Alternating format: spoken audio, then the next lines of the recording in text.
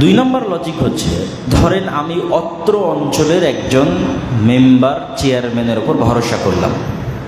যেমন এই বিপদ হওয়ার পর থেকে অসংখ্য মানুষ আপনাদের সহযোগিতা করেছে। কেউ স্থানীয় হয়তো রাজনৈতিক দলের সাথে যুক্ত, হয়তো আমিও হয়তো কথার কথা আজকে আপনাদের এখানে এসে সহযোগিতা করেছি। তো হয়তো আপনার ভরসা অমুক ব্যক্তির উপর, অমুক দলের উপর, অমুক সংগঠনের উপর, ইত্যাদি ইত্যাদি ইত্যাদি।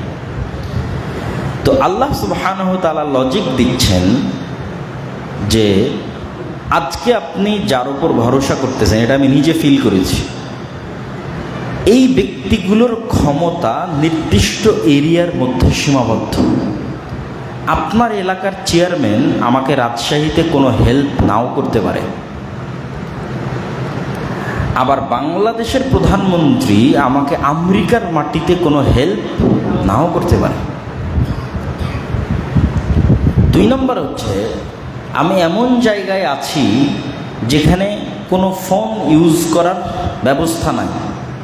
বাংলাদেশেও তো 5 দিনের জন্য ইন্টারনেট বন্ধ ছিল, যে আমি কাউকে কল করে বলবো যে ভাই আমি বিপদে আছি, আমাকে হেল্প করেন।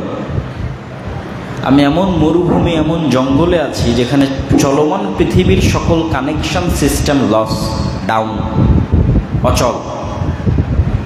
তো যখন আমি ইংল্যান্ডে ছিলাম, ভারতে ছিলাম, সৌদিতে ছিলাম, বিভিন্ন দেশে ছিলাম, তখন আমি এটাও ফিল করতাম, কেন সব দেশে আমরা সমস্যা ফেস করেছি, যে এক একটা মানুষের সহযোগিতা করার ক্ষেত্রটা সীমাবদ্ধ, কিন্তু প্রত্যেকটা প্লেসে যিনি আপনাকে সমানভাবে সহযোগিতা করতে পারবে তিনি কে?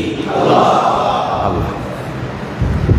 ওই ব্যক্তি থাকলেও না থাকলেও, ধরেন কারো ভরসা ছিল আগের 16 বছরে যারা ক্ষমতা ছিল তাদের উপর, এখন তারা ক্ষমতায় নাই, তাহলে তাকে তারা সহযোগিতা করতে পারবে? এখন তো ওরই সহযোগিতার দরকার। কিন্তু যার গত 16 বছরও ভরসা ছিল আল্লাহর উপর, তারা আল্লাহ আছে না চলে গেছে?